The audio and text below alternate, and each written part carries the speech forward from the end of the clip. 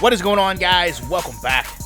Commentary for you. First and foremost, happy Father's Day to my father, all the fathers out there. Secondly, I want to thank my sponsor, Steel Supplements, link and discount code down in the description. And lastly, as of this morning, almost 100 people have signed up just this month for a Webull account. It is free. You get a free stock just for signing up. It literally is money they just give you. I love to see you guys taking advantage of the free money. And you know what? We're going to have an honest conversation today, as I always try to have, even though I don't come out and say it. A lot of people have to tell you they're the truth on YouTube, but I've seen a lot of people that have wrongfully criticized EA, that have misconstrued some things, and I'm here to talk about it and clear some things up. I actually confirm this with the people I know at EA, so I feel supremely confident in the words of Chuck Pagano telling you this. And let's be honest, when a lot of us saw the staff points, 100 for Dynasty Edition, 60 for the MVP Edition, and I don't know why they couldn't have went with 22, but 20... right? I guess because this is Madden 20 to so many of us for just the standard pre-order. The first thing a lot of us thought about was they've monetized franchise mode.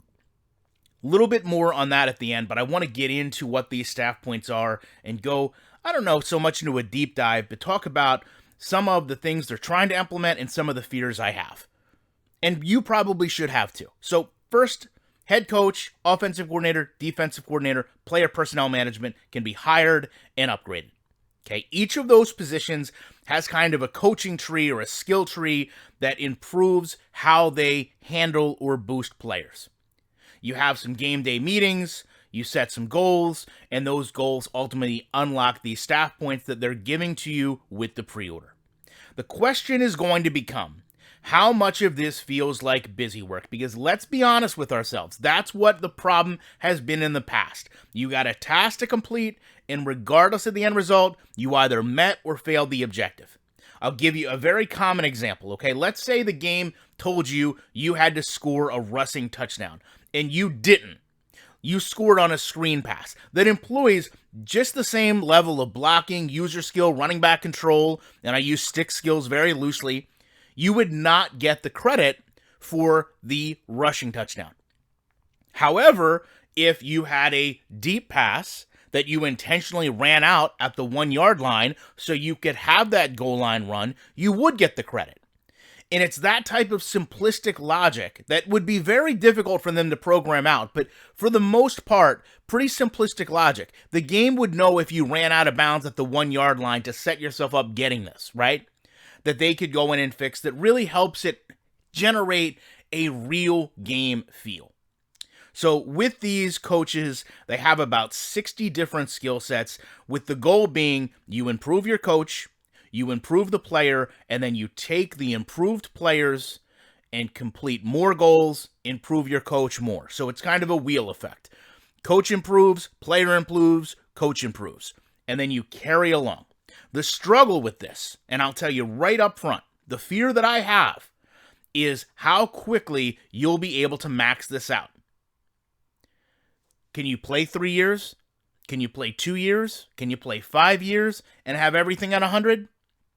Because then it loses its challenge, it loses its fun, it loses its reliability at making you want to continue to play Season 6, 7, and 8. And let's again be fair, that's been the problem with EA. A lot of it is quickly maxed out, and it becomes just something you don't even pay attention to. It's just in the background. Now, how can they fix this? Well, give us coaching turnover. Have coaches retire. Have coaches leave and go to other teams. Make building it a challenge, not just something that's done automatically once you've hit a plateau. Now, from a strategic standpoint, you can still go in to practices, and I feel like this is something that EA just doesn't have a firm grasp on it because a lot of people don't do it.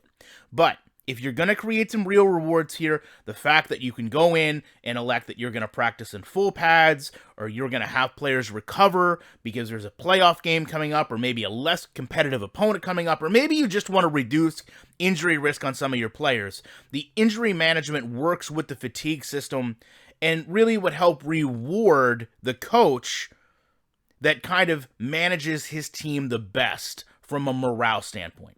Now again, how dynamic this is going to be and how meaningful it is within the game is going to determine whether this actually matters or it's just something we all skip over. Because to be honest with you, like most things with Madden, All of this sounds great on paper. All of this sounds great with pregame hype, but very few of these things actually change and matter enough on a game-to-game basis where you sit there and do it. Now, one of the big criticisms was the scouting system. National and regional scouts, obviously trying to find the best college players. All of this is data-driven, but it also is going to be a live service. We already also know this won't be complete until Madden 23, which is disappointing. But I'm hopeful if it's going to take them another year to do this, we can get a real opportunity to see how repetitive and how easily worked around this can be. And hopefully give them enough feedback where they're going to be able to make some real changes and actually make this factor into something that's fun to use, meaningful, and actually changes the dynamic of your team. I will also say, we've seen Axis Football have all these tools and then some already, and people have shown they just want something more interactive. The text-based is not enough. That's why, as a community, we were constantly pushing EA to bring back things like the minicamp games. And that's still fallen on deaf ears. We don't just want a text-based experience. So the real takeaway, at least for me when you look at this, is simple. This is make or break, okay? I know a lot of people say that every year, but from a franchise standpoint, you have to understand what we're looking at. This is all they can do, okay? This is the best EA has to offer. This comes after the most negative response they've ever had. And if this isn't the game from a football simulation standpoint that we expect, they are simply incapable of building it. Okay? When you look at the fact that they're coming out here and they're actually pushing this in pre-orders, I don't know that that's ever been done before. Okay? MUT has been the main initiative in the past. Okay, so this is the make right, if you will, for the franchise gamer. If nothing else, the lack of respect for the franchise gamer EA has shown made everyone so fearful that when we saw points included, we assumed that that was going to be a cost out of our pocket. Okay, and that comes from the honest mindset that has been proven with Madden Ultimate Team that EA only seems to want to work on things if it can generate them extra revenue through microtransactions. So EA brought a lot of this on themselves. The past failures of this game are extremely documented, right?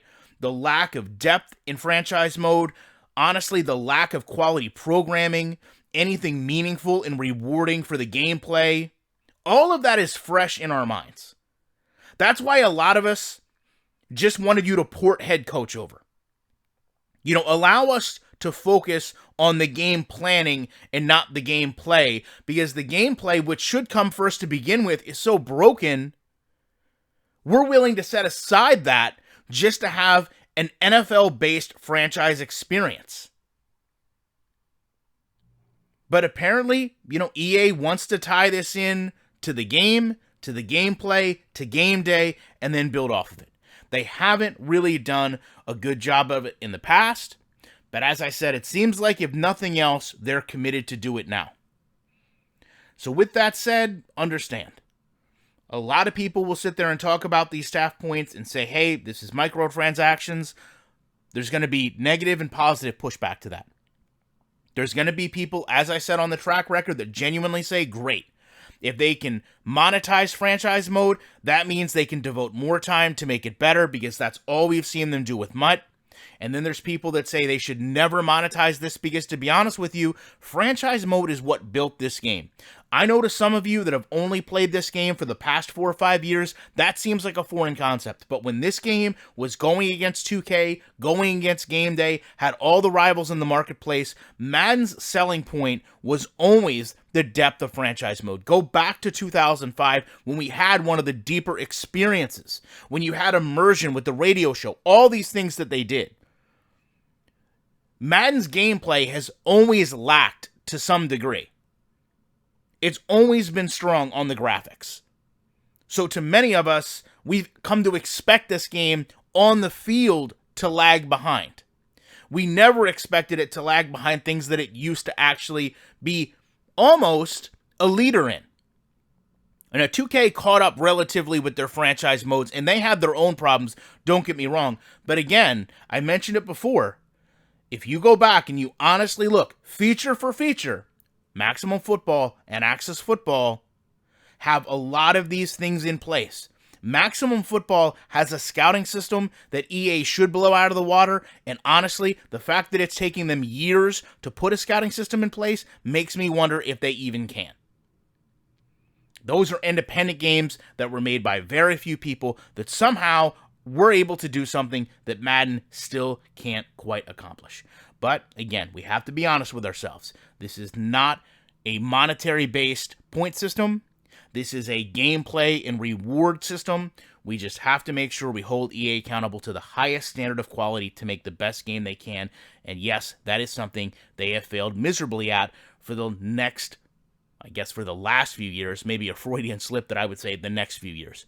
Not a lot of hope for us to think that it's going to change, though. With all that said, you know I appreciate you watching this video, and I will be back in a week with more commentary.